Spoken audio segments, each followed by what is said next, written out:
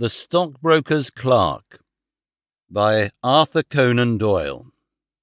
Narrated by Peter Silverleaf. Shortly after my marriage, I had bought a connection in the Paddington district. Old Mr. Farquhar, from whom I purchased it, had at one time an excellent general practice, but his age and an affliction of the nature of St. Vitus's dance, from which he suffered, had very much thinned it. The public, not unnaturally, goes on the principle that he who would heal others must himself be whole, and looks askance at the curative powers of the man whose own case is beyond the reach of his drugs. Thus, as my predecessor weakened, his practice declined, until, when I purchased it from him, it had sunk from 1,200 to little more than 300 a year. I had confidence, however, in my own youth and energy, and was convinced that in a very few years the concern would be as flourishing as ever. For 3 months after taking over the practice, I was kept very closely at work, and saw little of my friend Sherlock Holmes, for I was too busy to visit Baker Street, and he seldom went anywhere himself save upon professional business. I was surprised, therefore, when, one morning in June, as I sat reading the British Medical Journal after breakfast, I heard a ring at the bell, followed by the high, somewhat strident tones of my old companion's voice. "Ah, my dear Watson," said he, striding into the room, "I am very delighted to see you. I trust that Mrs. Watson has entirely recovered from all the little excitements connected with our adventure of the sign of 4. "Thank you. We are both very well," said I, shaking him warmly by the hand. "And I hope also," he continued, sitting down in the rocking chair, "that the cares of medical practice have not entirely obliterated the interest which you used to take in our little deductive problems?" "On the contrary," I answered. "It was only last night that I was looking over my old notes and classifying some of our past results." "I trust that you don't consider your collection closed?" "Not at all. I should wish nothing better than to have some more of such experiences." "Today, for example?" "Yes, today, if you like." "And as far off as Birmingham?" "Certainly, if you wish it." "And the practice?" "I do my neighbour's when he goes. He is always ready to work off the debt." "Ah, nothing could be better," said Holmes, leaning back in his chair and looking keenly at me from under his half-closed lids. "I perceive that you have been unwell lately. Summer colds are always a little trying." "I was confined to the house by a severe chill for 3 days last week. I thought, however, that I had cast off every trace of it." "So you have. You look remarkably robust. How then do you know of it?" "My dear fellow, you know my methods." "You deduced it, then?" "Certainly." "And from what?" "From your slippers." I glanced down at the new patent leathers which I was wearing. "How on earth—" I began, but Holmes answered my question before it was asked. "Your slippers are new," he said. "You could not have had them more than a few weeks. The soles, which you are at this moment presenting to me, are slightly scorched. For a moment I thought they might have got wet and been burned in the drying. But near the instep there is a small circular wafer of paper with the shopman's hieroglyphics upon it. Damp would of course have removed this. You had then been sitting with your feet outstretched to the fire, which a man would hardly do even in so wet a June as this, if he were in his full health." Like all Holmes's reasoning, the thing seemed simplicity itself when it was once explained. He read the thought upon my features, and his smile had a tinge of bitterness. "I am afraid that I rather give myself away when I explain," said he. "Results without causes are much more impressive. You are ready to come to Birmingham, then?" "Certainly. What is the case?" "You shall hear it all in the train. My client is outside in a 4-wheeler. Can you come at once?" "In an instant." I scribbled a note to my neighbour, rushed upstairs to explain the matter to my wife, and joined Holmes upon the doorstep. "Your neighbour is a doctor," said he, nodding at the brass plate. "Yes, he bought a practice as I did." "An old established one?" "Just the same as mine. Both have been ever since the houses were built." "Ah, then you have got hold of the best of the two." "I think I did, but how did you know?" "By the steps, my boy." Yours are worn 3 inches deeper than his. But this gentleman in the cab is my client, Mr. Hall Pycroft. Allow me to introduce you to him. Whip your horse up, cabby, for we have only just time to catch our train." The man whom I found myself facing was a well-built, fresh-complexioned young fellow, with a frank, honest face and a slight, crisp yellow moustache. He wore a very shiny top hat and a neat suit of sober black, which made him look like what he was, a smart young city man of the class who have been labelled cockneys, but who gave us our crack volunteer regiments and who turn out more fine athletes and sportsmen than any body of men in these islands.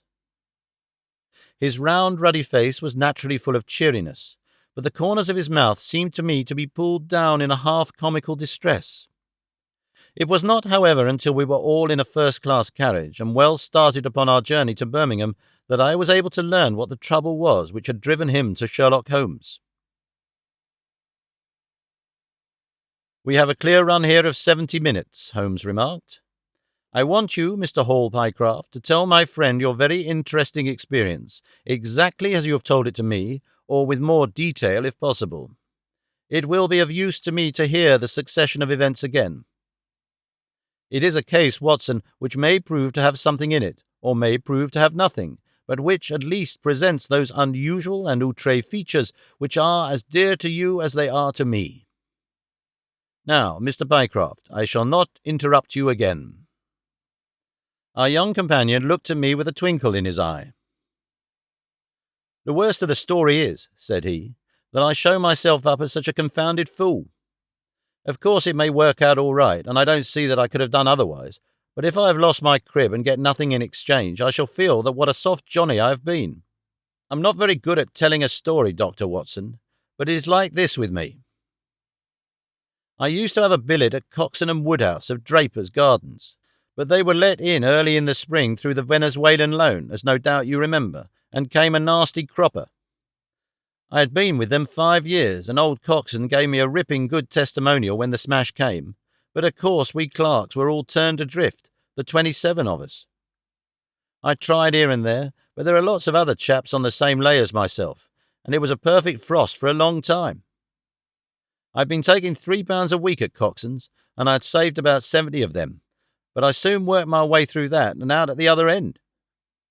I was fairly at the end of my tether at last, and could hardly find the stamps to answer the advertisements or the envelopes to stick them to. I'd worn out my boots paddling up office stairs, and I seemed just as far from getting a billet as ever. At last I saw a vacancy for Mawson and Williams, the great stockbroking firm in Lombard Street. I dare say EC is not much in your line, but I can tell you that this is about the richest house in London. The advertisement was to be answered by letter only.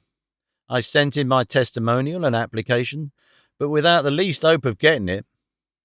Back came an answer by return, saying that if I would appear next Monday, I might take over my new duties at once, provided that my appearance was satisfactory.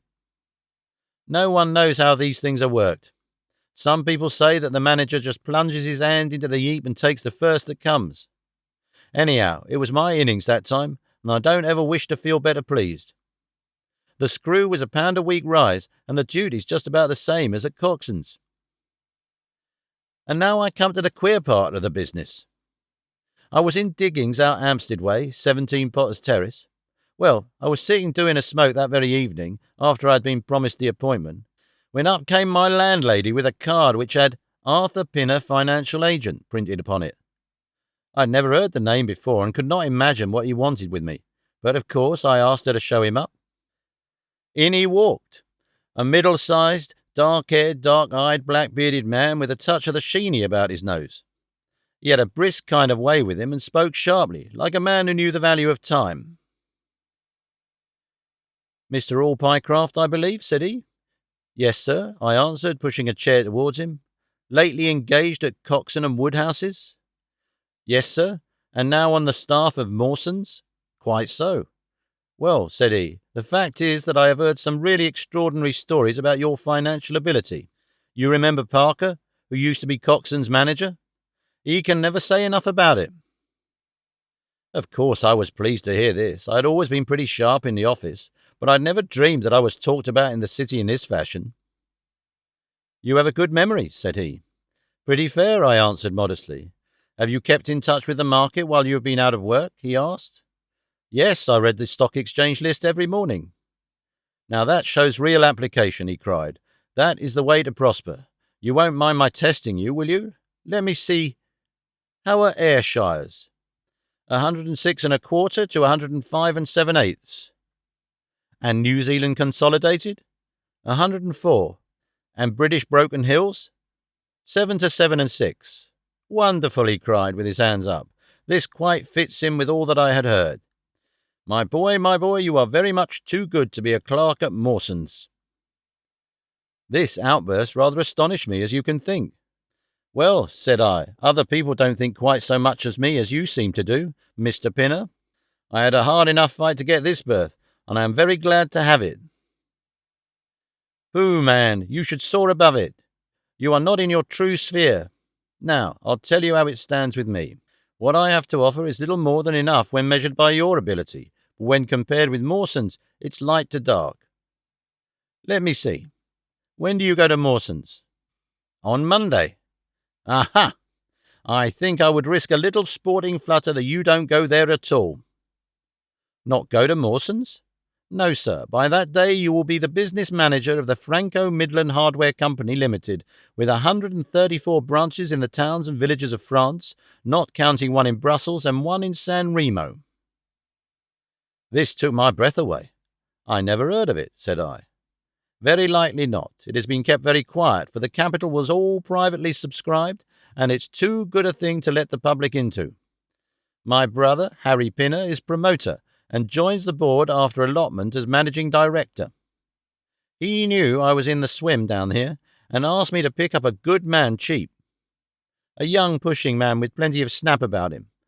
Parker spoke of you, and that thought brought me here tonight. We can only offer you a beggarly 500 to start with.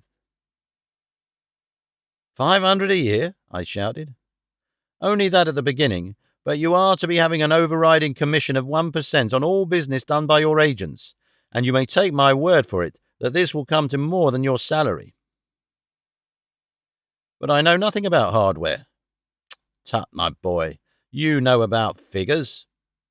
My head buzzed, and I could hardly sit still in my chair, but suddenly a little chill of doubt came upon me. I must be frank with you, said I. Mawson only gives me 200, but Mawson is safe. Now really, I know so little about your company that— Ah, smart, he cried, in a kind of ecstasy of delight. You are the very man for us. You are not to be talked over, and quite right too. Now, here's a note for £100, and if you think we can do business, you may just slip it into your pocket as an advance upon your salary. Well, that is very handsome, said I. When should I take over my new duties? Be in Birmingham tomorrow at 1, said he. I have a note in my pocket here which will take you to my brother. You will find him at 126B Corporation Street, where the temporary offices of the company are situated. Of course, he must confirm your engagement, but between ourselves it will be all right. Really, I hardly know how to express my gratitude, Mr. Pinner, said I. Not at all, my boy. You have only got your deserts. There are one or two small things, mere formalities, which I must arrange with you. You have a bit of paper beside you there? Kindly write upon it, I am perfectly willing to act as business manager to the Franco-Midland Hardware Company Limited at a minimum salary of £500. I did as he asked, and he put the paper in his pocket. There is one other detail, said he. What do you intend to do about Mawson's? I had forgotten all about Mawson's in my joy. I'll write and resign, said I. Precisely what I don't want you to do. I had a row over you with Mawson's manager. I had gone up to ask him about you, and he was very offensive, accused me of coaxing you away from the service of the firm, and that sort of thing. At last I fairly lost my temper. If you want good men, you should pay them a good price, said I. He would rather have our small price than your big one, said he. I'll lay you a fiver, said I, that when he has my offer, you'll never so much as hear from him again. Done, said he. We picked him out of the gutter, and he won't leave us so easily. Those were his very words. The impudent scoundrel, I cried. I never so much as seen him in my life. Why should I consider him in any way? I shall certainly not write if you would rather I didn't. Good. That's a promise, said he, rising from his chair. Well, I'm delighted to have got so good a man for my brother. Here's your advance of £100, and here is the letter. Make a note of the address, 126B, Corporation Street, and remember that 1 o'clock tomorrow is your appointment. Good night, and may you have all the fortune that you deserve. That's just about all that passed between us, as near as I can remember. You can imagine, Dr. Watson, how pleased I was at such an extraordinary bit of good fortune. I sat up half the night hugging myself over it, and next day I was off to Birmingham in a train that would take me in plenty of time for my appointment. I took my things to a hotel in New Street, and then I made my way to the address which I had been given. It was a quarter of an hour before my time, but I thought that would make no difference. 126B was a passage between two large shops, which led to a winding stone stair from which there were many flats, let as offices to companies or professional men. The names of the occupants were painted at the bottom on the wall, but there was no such name as the Franco Midland Hardware Company Limited.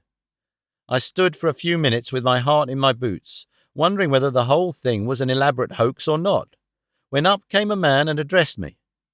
He was very like the chap I had seen the night before, the same figure and voice, but he was clean-shaven and his hair was lighter. "Are you Mr. Hall Pycroft?" he asked. "Yes," said I. "Oh, I was expecting you, but you are a trifle before your time. I had a note from my brother this morning in which he sang your praises very loudly. I was just looking for the offices when you came. We have not got our name up yet, for we only secured these temporary premises last week. Come up with me and we will talk the matter over." I followed him up to the top of a very lofty stair, and there, right under the slates, were a couple of empty, dusty little rooms, uncarpeted and uncurtained, into which he led me. I had thought of a great office with shining tables and rows of clerks, such as I was used to, and I dare say I stared rather straight at the two deal chairs and one little table which, with a ledger and a waste-paper basket, made up the whole furniture. "Don't be disheartened, Mr. Pycroft," said my new acquaintance, seeing the length of my face. "Rome was not built in a day, and we have lots of money at our backs, though we don't cut much dash yet in offices. Pray, sit down and let me have your letter." I gave it to him, and he read it over very carefully. "You seem to have made a vast impression upon my brother Arthur," said he, "and I know that he is a pretty shrewd judge. He swears by London, you know, and I by Birmingham, but this time I shall follow his advice. Pray, consider yourself definitely engaged." "What are my duties?" I asked. "You will eventually manage the great depot in Paris, which will pour a flood of English crockery into the shops of 134 agents in France. The purchase will be completed in a week, and meanwhile you will remain in Birmingham and make yourself useful." "How?" For answer, he took a big red book out of a drawer. "This is a directory of Paris," said he, "with the trades after the names of the people. I want you to take it home with you and to mark off all the hardware sellers with their addresses. It would be of the greatest use to me to have them." "Surely there are classified lists," I suggested. "Not reliable ones. Their system is different from ours. Stick at it and let me have the lists by Monday at 12. Good day, Mr. Pycroft. If you continue to show zeal and intelligence, you will find the company a good master." I went back to the hotel with the big book under my arm, and with very conflicting feelings in my breast. On the one hand, I was definitely engaged, and had £100 in my pocket. On the other, the look of the offices, the absence of the name on the wall, and other of the points which would strike a businessman had left a bad impression as to the position of my employers. However, come what might, I had my money, so I settled down to my task. All Sunday I was kept hard at work, and yet by Monday I had only got as far as H. I went round to my employer, found him in the same dismantled kind of room, and was told to keep at it until Wednesday, and then come again. On Wednesday it was still unfinished, so I hammered away until Friday, that is yesterday. Then I brought it round to Mr. Harry Pinner. Thank you very much, said he. I fear that I underrated the difficulty of the task. This list will be a very material assistance to me. It took some time, said I. And now, said he, I want you to make a list of the furniture shops, for they all sell crockery. Very good. And you can come up tomorrow evening at 7 and let me know how you were getting on. Don't overwork yourself.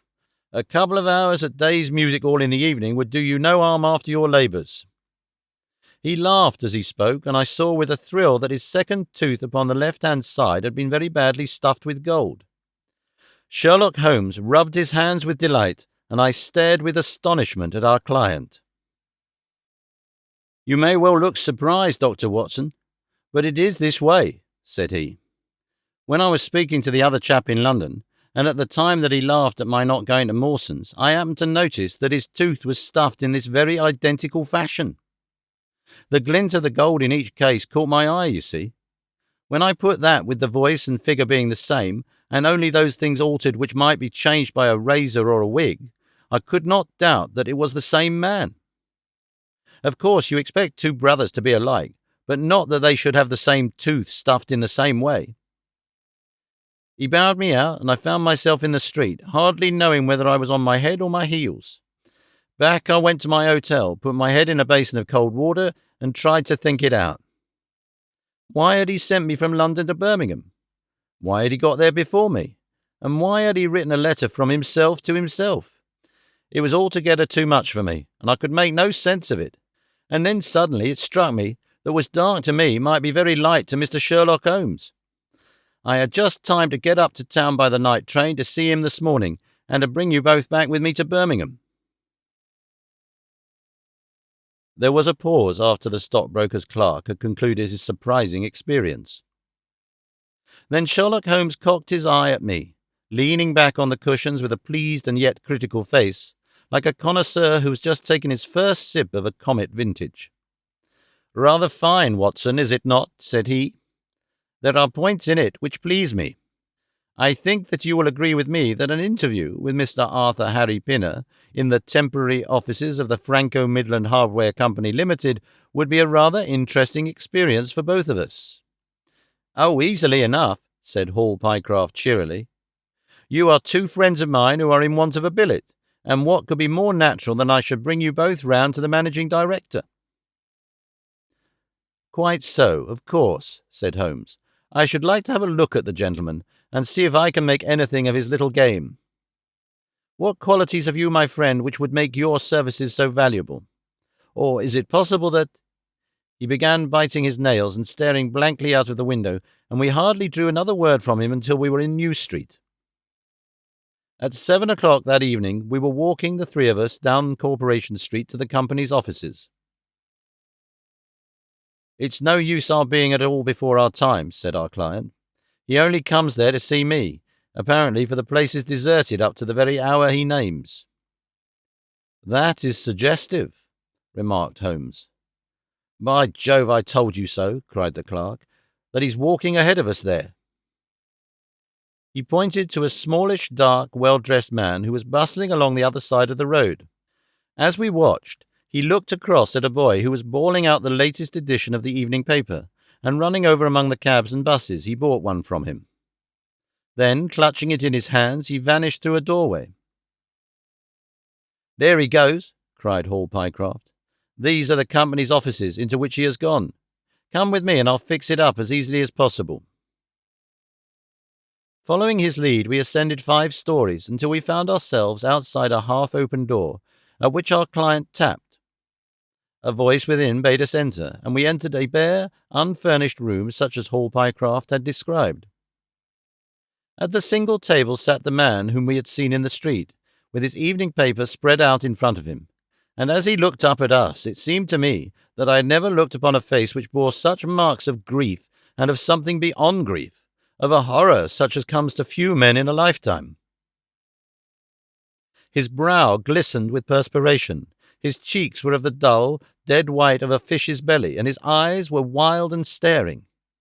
He looked at his clerk as though he failed to recognize him, and I could see by the astonishment depicted upon our conductor's face that this was by no means the usual appearance of his employer. "You look ill, Mr. Pinner," he exclaimed. "Yes, I am not very well," answered the other, making obvious efforts to pull himself together and licking his dry lips before he spoke. "Who are these gentlemen whom you have brought with you?" "One is Mr. Harris of Bermondsey, and the other is Mr. Price of this town," said our clerk, glibly. "They are friends of mine and gentlemen of experience, but they have been out of a place for some little time, and they hope that perhaps you might find an opening for them in the company's employment." Very possibly," cried Mr. Pinner with a ghastly smile. "Yes, I have no doubt that we shall be able to do something for you. What is your particular line, Mr. Harris?" "I am an accountant," said Holmes. "Ah, yes, we shall want something of that sort. And you, Mr. Price?" "A clerk," said I. "I have every hope that the company may accommodate you. I will let you know about it as soon as we come to any conclusion. And now I beg that you will go. For God's sake, leave me to myself." These last words were shot out of him as though the constraint of which he was evidently setting upon himself had suddenly and utterly burst asunder. Holmes and I glanced at each other, and Hall Pycroft took a step towards the table.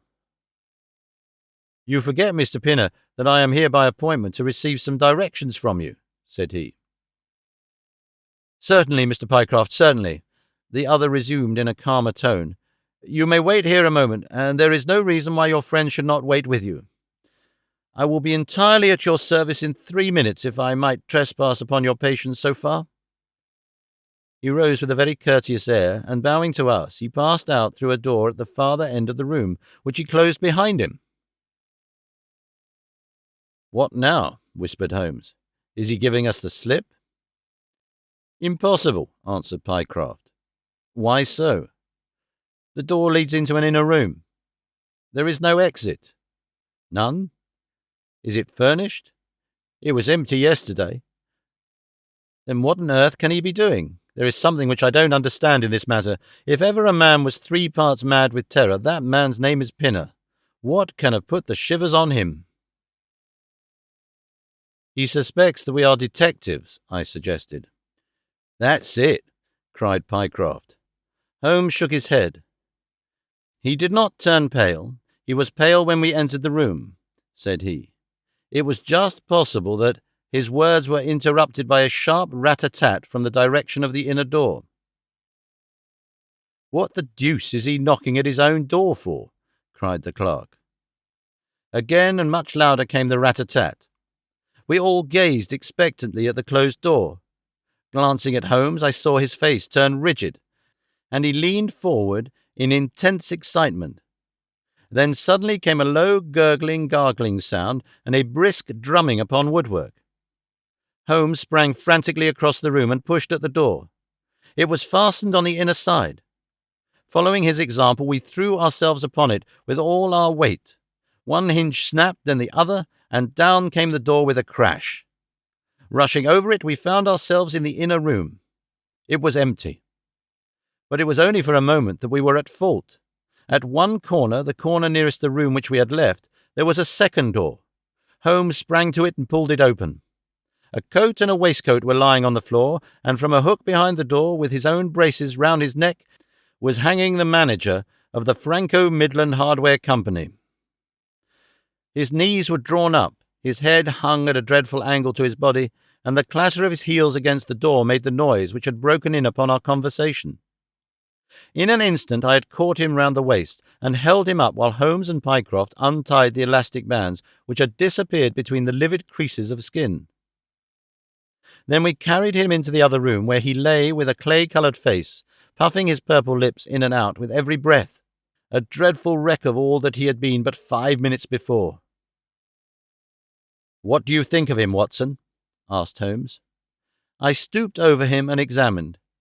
His pulse was feeble and intermittent, but his breathing grew longer, and there was a little shivering of his eyelids, which showed a thin white slit of ball beneath. "It has been touch and go with him," said I, "but he'll live now. Just open that window and hand me the water carafe." I undid his collar, poured the cold water over his face, and raised and sank his arms until he drew a long, natural breath. It's only a question of time now, said I, as I turned away from him. Holmes stood by the table with his hands deep in his trousers pockets and his chin upon his breast. I suppose we ought to call the police in now, said he, and yet I confess that I'd like to give them a complete case when they come. It's a blessed mystery to me, cried Pycroft, scratching his head. Whatever they wanted to bring me all the way up here for, and then— Pooh, all that is clear enough, said Holmes impatiently. It is this last sudden move. You understand the rest, then? I think that it is fairly obvious. What do you say, Watson? I shrugged my shoulders. I must confess that I am out of my depth, said I. Oh, surely if you consider the events at first, they can only point in one conclusion. What do you make of them? Well, the whole thing hinges upon 2 points.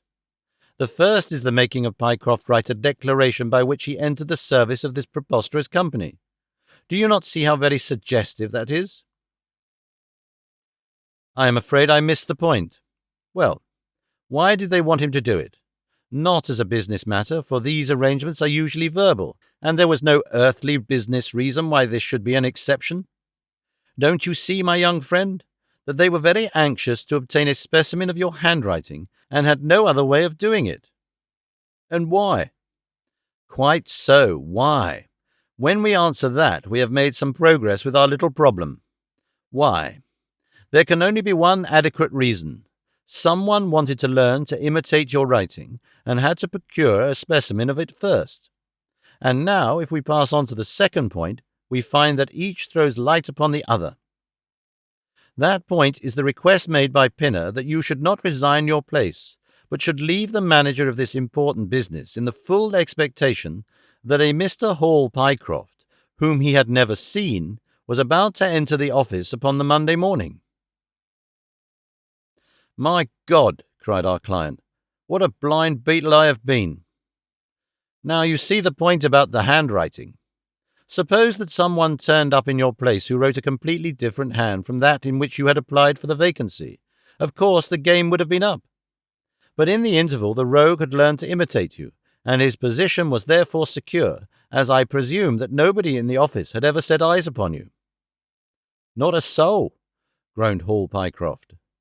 Very good. Of course, it was of the utmost importance to prevent you from thinking better of it, and also to keep you from coming into contact with anyone who might tell you that your double was at work in Mawson's office. Therefore, they gave you a handsome advance on your salary, and ran you off to the Midlands, where they gave you enough work to do to prevent your going to London, where you might have burst their little game up. That is all plain enough. But why should this man pretend to be his own brother?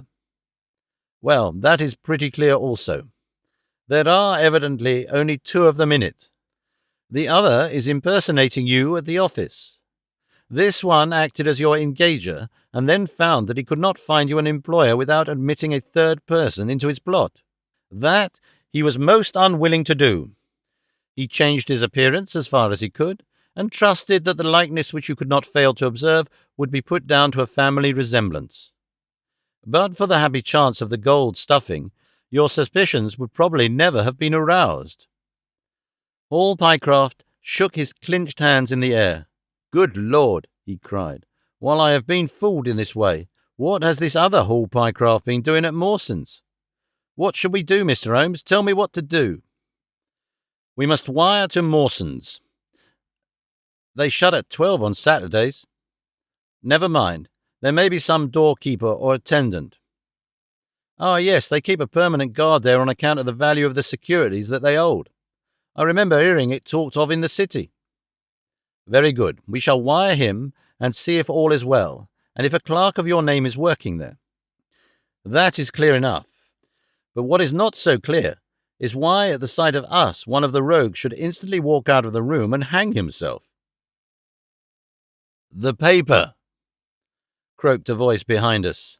The man was sitting up, blanched and ghastly, with returning reason in his eyes and hands which rubbed nervously at the broad red band which still encircled his throat. The paper, of course, yelled Holmes, in a paroxysm of excitement. Idiot that I was! I thought so much of our visit that the paper never entered my head for an instant. To be sure, the secret must be there." He flattened it out upon the table, and a cry of triumph burst from his lips. "Look at this, Watson," he cried. "It is a London paper, an early edition of the Evening Standard. Here is what we want. Look at the headlines. Crime in the City, murder at Mawson and Williams. Gigantic attempted robbery. Capture of the criminal. Here, Watson, we are all equally anxious to hear it, so kindly read it aloud to us." It appeared from its position in the paper to have been the one event of importance in town, and the account of it ran in this way. A desperate attempt at robbery, culminating in the death of one man and the capture of the criminal, occurred this afternoon in the city. For some time back, Mawson and Williams, the famous financial house, have been the guardians of securities which amount in the aggregate to a sum of considerably over £1,000,000. So conscious was the manager of the responsibility which devolved upon him in consequence of the great interest at stake, that safes of the very latest construction have been employed, and an armed watchman has been left day and night in the building. It appears that last week a new clerk named Hall Pycroft was engaged by the firm. This person appears to have been none other than Beddington, the famous forger and cracksman, who, with his brother, had only recently emerged from a 5-year spell of penal servitude. By some means which are not yet clear, he succeeded in winning, under a false name, this official position in the office, which he utilized in order to obtain moulding of various locks and a thorough knowledge of the position of the strong room and the safes. It is customary at Mawson's for the clerks to leave at midday on Saturday. Sergeant Tucson of the City Police was somewhat surprised, therefore, to see a gentleman with a carpet-bag come down the steps at 20 minutes past 1. His suspicions being aroused, the sergeant followed the man, and with the aid of Constable Pollock succeeded, after a most desperate resistance, in arresting him. It was at once clear that a daring and gigantic robbery had been committed.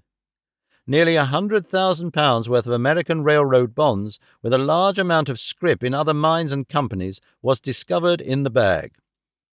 On examining the premises, the body of the unfortunate watchman was found doubled up and thrust into the largest of the safes, where it would not have been discovered until Monday morning had it not been for the prompt action of Sergeant Tucson. The man's skull had been shattered by a blow from a poker delivered from behind. There could be no doubt that Beddington had obtained entrance by pretending that he had left something behind him, and having murdered the watchman, rapidly rifled the large safe, and then made off with his booty.